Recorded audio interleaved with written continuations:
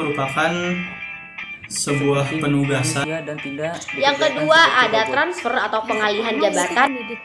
Yang kedua ada analisis selalu melakukan persyaratan yang kerja. terbaik untuk mendapatkan omset atau keuntungan yang besar.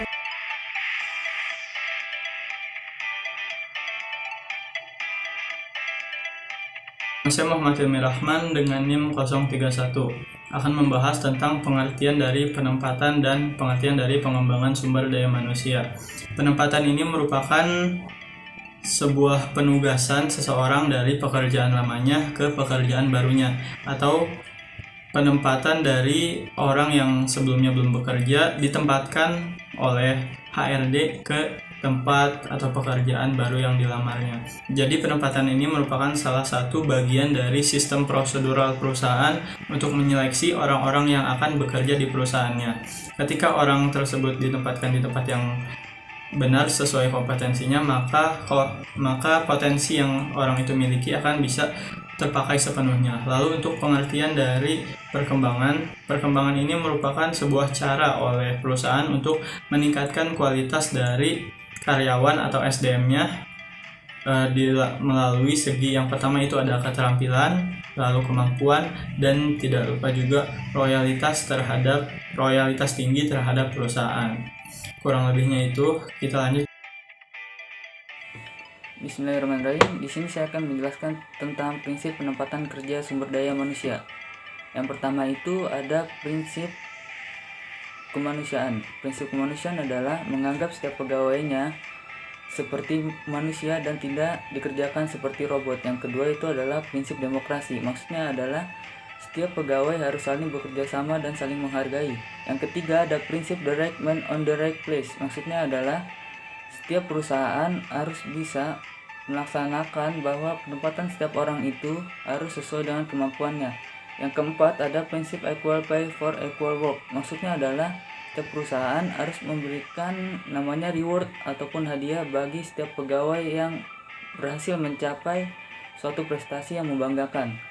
Yang kelima itu ada prinsip kesatuan arah, di mana setiap pegawai di dalam satu perusahaan harus mengikuti satu arah ataupun satu tujuan yang pas. Yang keenam itu adalah prinsip kesatuan tujuan. Prinsip kesatuan tujuan ini adalah sama seperti prinsip kesatuan arah, yaitu harus mengikuti tujuan yang sama ataupun arah yang sama. Yang ketujuh maksudnya prinsip kesatuan komando. Prinsip kesatuan komando ini adalah setiap perusahaan setiap perusahaan harus mengikuti satu komando yang sama yang dipimpin biasanya oleh HRD. Dan yang terakhir adalah prinsip efisiensi atau produktivitas kerja. Maksudnya adalah perusahaan harus melakukan efisiensi ataupun produktivitas kerja yang harus dicapai dalam rangka mencapai tujuan dalam suatu pekerjaan. Terima kasih. Baik, saya Wahyu Ilmiah NIM 043 akan menjelaskan tentang bentuk-bentuk penempatan sumber daya manusia. Saya mengutip dari Harian Ja tahun 2002, selain open recruitment, ada 3 bentuk penempatan karyawan. Yang pertama ada promosi atau kenaikan jabatan, yang kedua ada transfer atau pengalihan jabatan, yang ketiga ada demosi atau penurunan suatu jabatan. Yang pertama ada kenaikan jabatan atau promosi. Sebuah promosi terjadi ketika seseorang karyawan dipindah tugaskan dari satu pekerjaan ke posisi yang jauh lebih tinggi dalam hal pembayaran gaji, tanggung jawab atau levelnya. Setiap karyawan mendambakan promosi sebagai wujud penghargaan atau reward perusahaan kepadanya. Lalu yang kedua ada pengalihan atau transfer. Pengalihan adalah pengalihan karyawan dari satu jabatan ke jabatan yang lain yang memiliki tanggung jawab yang sama, gaji yang sama, atau level organisasi yang sama pula. Biasanya pengalihan ini dengan maksud agar karyawan yang bersangkutan memperoleh suasana yang baru atau kepuasan kerja setinggi mungkin dan dapat menunjukkan kinerja yang jauh lebih tinggi. Lalu ada penurunan jabatan atau disebut dengan demosi. Demosi adalah penurunan jabatan karyawan ke pekerjaan dengan tanggung jawab yang lebih rendah dan biasanya juga dengan tingkat gaji yang lebih rendah pula. Hal ini terjadi mungkin karena karyawan itu melanggar kode etik suatu perusahaan atau kinerjanya lebih buruk daripada sebelumnya. Bismillahirrahmanirrahim. Saya Iva Izaratul Niswah dengan NIM 041. Nah, di sini saya akan menjelaskan poin yang keempat, yaitu faktor-faktor yang mempengaruhi penempatan sumber daya manusia.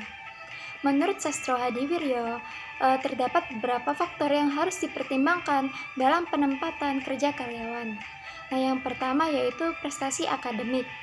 Yang kedua yaitu pengalaman. Yang ketiga yaitu kesehatan fisik dan mental. Yang keempat, status perkawinan, dan yang kelima, usia. Sedangkan menurut Mangkunagara ada 4 faktor. Yang pertama yaitu pendidikan, yang kedua pengetahuan kerja, yang ketiga keterampilan kerja. Keterampilan kerja ini terbagi menjadi 3, yaitu keterampilan mental, keterampilan fisik, dan keterampilan sosial. Nah, lanjut yang keempat yaitu pengalaman kerja. Nah, cukup sekian penjelasan dari saya, kurang lebihnya mohon maaf. Penjelasan selanjutnya akan dilanjutkan oleh teman saya. Terima kasih. Assalamualaikum warahmatullahi wabarakatuh. Teman-teman semuanya, nama saya Faisal Bari. Sekarang di sini saya ingin menjelaskan tentang cara untuk melakukan pelatihan pengembangan sumber daya manusia. Nah, di sini ada beberapa langkah dalam pelatihan untuk pengembangan sumber daya manusia, teman-teman semuanya. Yang A itu mengidentifikasi kebutuhan pelatihan. Dalam tahap awal, organisasi perlu membuat identifikasi kebutuhan pelatihan dan pengembangan. Terus apa sih yang diperlukan dalam kebutuhan pelatihan dan pengembangan tersebut, baik dari karyawan maupun mahasiswa serta yang lainnya. Yang pertama adalah evaluasi. Yang kedua ada analisis persyaratan kerja. Nah, teman-teman semuanya, sekarang kita memasuki bagian yang C, yaitu tentang mengimplementasikan program yang telah dibuat. Program yang telah dibuat dibagi menjadi 2 metode, yaitu yang pertama metode on the job training. On the job training ini dibagi menjadi 2, yaitu coaching atau understudy dan apprenticeship atau pelatihan magang. Yang kedua yaitu metode off the job training. Off the job training ini dibagi-bagi lagi, teman-teman semuanya. Yang A itu ada lecture. Lecture ini teknik yang dilakukan seperti presentasi. Yang kedua, bagian B, presentasi dengan video. Yang ketiga, vestibular training. Keempat, role playing atau bermain peran. Kelima, ada studi kasus. Keenam, ada self study. Kedelapan, ada program pembelajaran. Ke-9 ada laboratory training, ke-10 action training. Nah, mungkin kita bisa jelaskan lebih rinci lagi ya teman-teman semuanya. Itu teman-teman semuanya cara untuk melakukan pelatihan pengembangan sumber daya manusia. Sekian, terima kasih. Nama saya Azminur Laili, NIM 035. Saya ingin menjelaskan tentang masalah yang mungkin terjadi dalam penempatan kerja sumber daya manusia. Setiap perusahaan selalu melakukan yang terbaik untuk mendapatkan omset atau keuntungan yang besar. Dalam hal ini, manajemen sumber daya manusia sangat berperan aktif. Jika tidak diterapkan dengan baik, maka berbagai resiko manajemen sumber daya manusia yang mungkin akan terjadi dalam suatu perusahaan tersebut. Berikut beberapa masalah yang mungkin terjadi dalam penempatan kerja sumber daya manusia jika tidak dijalankan dan dikelola dengan baik. Yang pertama yaitu efektivitas dan efisiensi menurun drastis. Jika struktur organisasi saja sudah tidak jelas dan karyawan tidak ditempatkan sesuai dengan keahliannya, maka bagaimana bisa perusahaan tersebut memberikan performa yang efektif dan efisien? Jika dirasa ada kesalahan peletakan posisi, MSDM pula lah yang akan melakukan pengaturan dan penempatan ulang. Tujuannya tentu saja agar semua SDM di perusahaan dapat bekerja pada jabatan atau pekerjaan sesuai kemampuan demi memberi kontribusi maksimal bagi perusahaan. Efektivitas dan efisiensi ini adalah resiko manajemen sumber daya manusia pertama. Selanjutnya yaitu tidak ada struktur organisasi yang jelas. Salah satu tugas paling dasar yang umumnya dilakukan oleh tim MSDM yaitu merancang struktur organisasi beserta tugas masing-masing pihak. Selanjutnya yaitu pengeluaran perusahaan membengkak. Sebuah perusahaan pasti memiliki alasan tertentu untuk merekrut karyawan baru.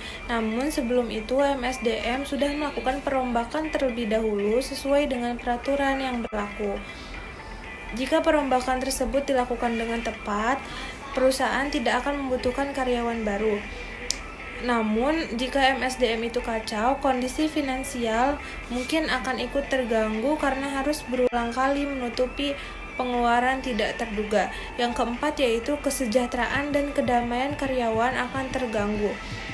Umumnya, tim MSDM ini bertanggung jawab mengelola pemberian gaji dan bonus. Yang kelima yaitu sistem pengelolaan masalah yang kacau.